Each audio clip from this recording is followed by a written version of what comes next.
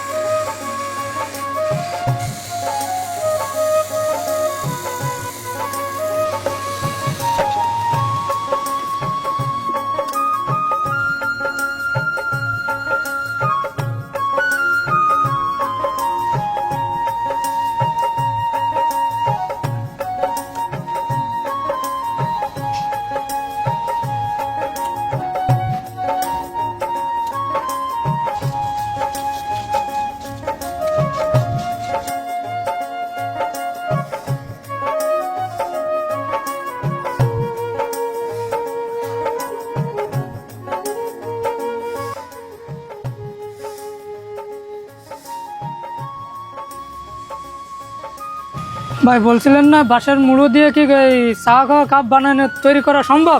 আমি ভাই তৈরি করে দেখাই দিচ্ছি, বাসায় নিয়ে ব্যবহার করতে পারবেন। ওয়াও দর্শক, এইটা কিন্তু সেই বাঁশের এবড়ো থেবড়ো সেই মুড়ো আমি বাঁশঝাড় থেকে নিয়ে আসছিলাম এবং সেটা দিয়ে কিন্তু আমাদের এই ইউনুস ভাই কিন্তু বানিয়ে দিল অসাধারণ একটা কাপ। ওয়াও, চায়ের কাপ। ভাই এর ভিতরে যদি চা খায় তাহলে আবার সমস্যা হয়ে যাবে না তো ভাই? না ভাই না, এ খাওয়া যাবে। পুড়ে টুড়ে যাবে না তো? না যাবে না, খাওয়া যাবে।